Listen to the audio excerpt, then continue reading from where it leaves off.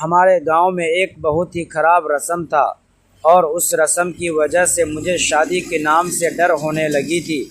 कहने को तो मैं गांव की थी और अक्सर गांव वाले बहुत निडर और बहादुर होते हैं, लेकिन मैं बहुत ही कमज़ोर दिल की और बहुत जल्दी डर जाने वाली लड़की थी। शायद इसीलिए मुझे इस रस्म के नाम से बहुत डर लगता था और मैं शादी भी नहीं करना चाहती थी। मेरी उम्र 23 साल हो चुकी थी। हालांकि हमारे गांव में लड़कियों की शादी 18 साल की उम्र में कर दी जाती थी, लेकिन मैंने अपने घर वालों को साफ कह दिया था कि मैंने शादी नहीं करनी। कई बार मेरे माँ बाप ने ज़बरदस्ती मेरा रिश्ता करवाना चाहा, मगर मैं हमेशा ज़िद पर अड़ जाती कि मुझे शादी नहीं करनी।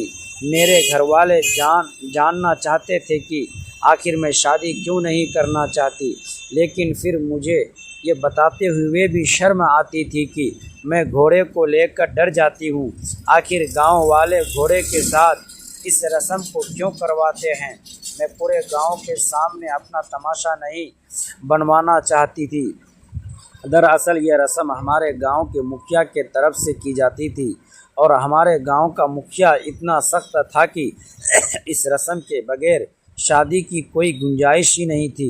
वो खुद शादी से एक हफ्ता पहले पूरे गांव को इकट्ठा करके दुल्हन से यह रस्म करवाता था और फिर उस रस्म को होने के एक हफ्ते बाद ही लड़की की शादी होती थी।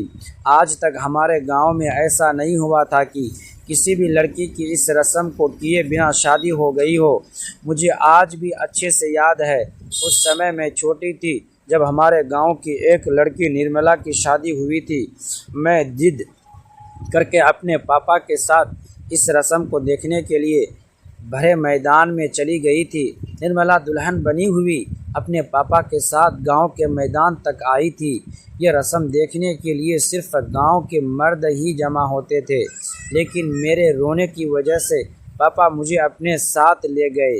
वैसे भी मैं उस समय बहुत छोटी थी, इसीलिए किसी ने एतराज़ नहीं किया। दुल्हन बनी निर्मला को घोड़े के पास ले जाया गया और फिर रस्म का सिलसिला शुरू हुआ तो निर्मला की चीखें पूरे मैदान में गूंजने लगी। घोड़े को भी अच्छी तरह पता था कि इस रस्म को कैसे करना है। घोड़ा अपनी जीभी निकाल कर निर्मला की तरफ बढ़ चुका था। अब निर्मला को घोड़े की पीठ पर बैठा दिया गया और वह घोड़ा निर्मला को लेकर एक जंगल की तरफ को चल दिया। निर्मला का दुपट्टा गिर गया, उसे कुछ होश ही नहीं था। वह तो बस घोड़े की पीठ पर लदी हुई थी। निर्मला की बिगड़ी हालत देखकर मेरी सांसें रुक गई थी, लेकिन सब लोग ऐसे आनंद उठा रहे थे जैसे कुछ हुआ ही ना हो। मुखिया भी उस समय वही थे और इस सारे दृश्य को देखकर आनंदित हो रहे थे। आखिर आनंदित क्यों ना होते, यह सब उनके हुक्म पर ही होता था। मुखिया का कहना था कि इस तरह गांव की लड़कियों को मर्दों से मोहब्बत करना और उनकी खिदमत करना आ जाता है। साथ ही साथ अगर ये रस्म पूरी होती है तो लड़कियों के ससुराल वाले लड़कियों को बहुत इज्जत और प्यार के साथ रखते हैं, लेकिन यह बात मेरी समझ में बिल्कुल नहीं आती थी। मुझे तो यह रस्म बेकार की रस्म लगती थी। भला घोड़े और इंसान का आपस में क्या संबंध? लेकिन इस रस्म का भेद मुझ पर उस वक्त खुला जब मैं खुद इस रस्म का हिस्सा बनी। जब घोड़ा मुझे जंगल में लेकर गया था और फिर उसके बाद जो मेरे साथ हुआ उससे मेरी रूह तक कांप गई थी। घोड़ा निर्मला को लेकर जंगल की तरफ रवाना हो गया था। पूरा एक दिन और एक रात उसे घोड़े को निर्मला के साथ गुजरना था। सब लोगों को मालूम था कि अब घोड़ा निर्मला को लेकर शाम को ही लौटेगा, इसीलिए सारे लोग प्रसन्न भाव के अपने अपने घरों की तरफ लौट गए। किसी को भी निर्मला की परवाह नहीं थी कि वह घोड़ा निर्मला की क्या हालत करेगा। यह रस्म करने के बाद जब घोड़ा लड़कियों को वापस लेकर आता था तो उस समय लड़कियां वापसी पर बहुत ही बुरी हालत में होती थी। उनके शरीर पर खरोंचें होती थी और किसी के तो कपड़े भी फटे होते थे, लेकिन जालिम गांव वालों को उन पर बिल्कुल भी तरस नहीं आता था। सबको लगता था कि यह रस्म बहुत ज़रूरी है। घोड़ा निर्मला को लेकर गया तो सब लोग अपने अपने कामों पर वापस लौट गए, लेकिन मेरे दिलो दिमाग पर निर्मला की वार हो गई थी।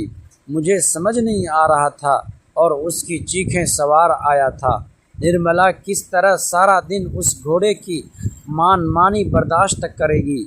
उस दिन के बाद मैं इतना ज़्यादा डर गई थी कि मैंने फ़ैसला कर लिया कि मैंने शादी ही नहीं करनी है, क्योंकि मैं खुद को घोड़े के हवाले नहीं कर सकती। लेकिन कहते हैं ना कि कभी कभी इंसान जो नहीं चाहता वह भी उसकी किस्मत में लिखा होता है, और शायद शादी मेरे किस्मत का हिस्सा थी, क्योंकि मेरी ज़िंदगी में हर्ष आ गया था।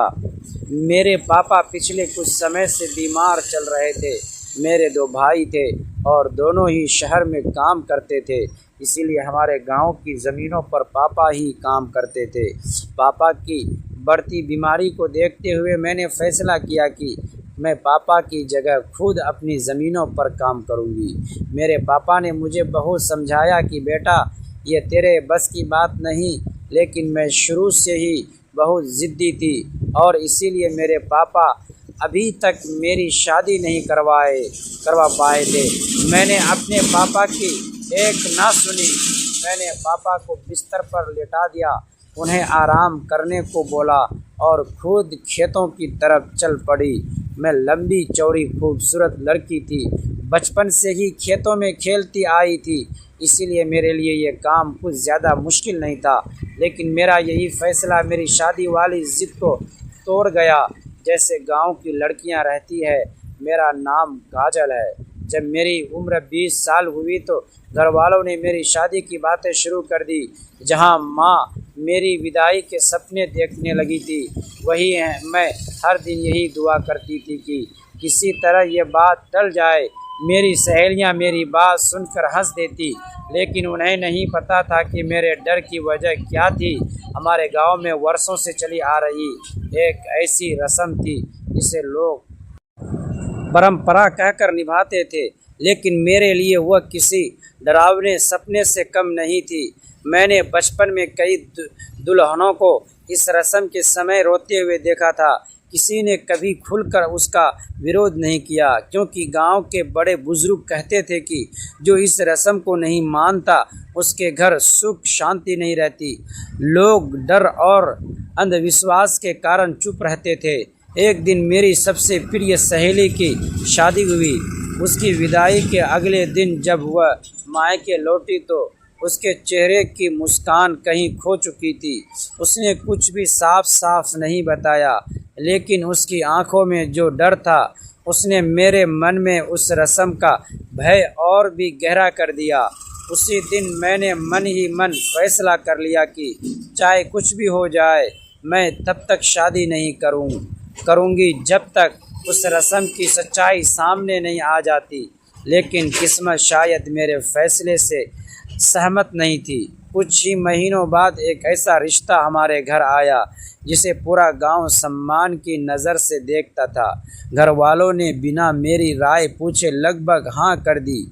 जिस दिन मैंने ये खबर सुनी, ऐसा लगा जैसे मेरे पैरों तले ज़मीन खिसक गई हो। मुझे महसूस हो रहा था कि अब वह दिन दूर नहीं जब मुझे उसी रस्म का सामना करना पड़ेगा जिससे बचने के लिए मैं बरसों से कोशिश कर रही थी। उस रात मैं सो नहीं सकी। बार बार यही सवाल मेरे मन में उठ रहा था, क्या मैं चुप रहूंगी या पहली बार पूरे गांव के सामने उस रस्म के खिलाफ आवाज़ उठाऊंगी। मुझे नहीं पता था कि मेरे इस फैसले से सिर्फ मेरी ज़िंदगी ही नहीं बल्कि पूरे गांव की सोच भी बदल सकती है। दोस्तों, ऐसे ही कहानी सुनने के लिए प्लीज़ हमारे चैनल को सब्सक्राइब ज़रूर कीजिएगा।